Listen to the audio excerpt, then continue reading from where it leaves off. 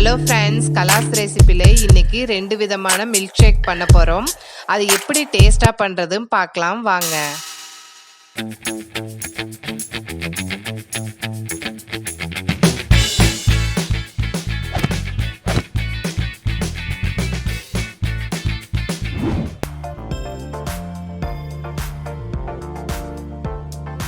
பலாசொலையை கொட்டை எடுத்துட்டு இந்த மாதிரி க்ளீன் பண்ணி வச்சுக்கோங்க.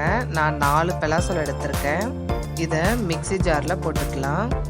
இதுக்கு தேவையான சர்க்கரை, பால் 100 ml, வெனிலா ஐஸ்கிரீம் எவ்வளோ உங்களுக்கு தேவையோ அவ்வளோ போட்டுக்கோங்க. அதிகமாக போட்டால் டேஸ்ட்டாக இருக்குங்க. அவ்வளோதாங்க. இதை நல்லா அடித்து எடுத்துக்கலாம். பலாப்பழம் மில்க் ஷேக் ரெடி. இது சம்மரில் ஈஸியாக கிடைக்கும். கண்டிப்பாக இது ட்ரை பண்ணி பாருங்கள்.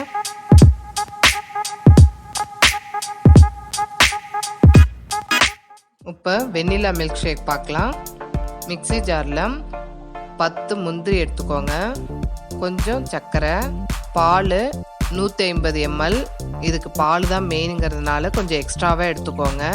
வெண்ணிலா ஐஸ்கிரீம் எவ்வளோ தேவையோ அவ்வளோ எடுத்துக்கோங்க.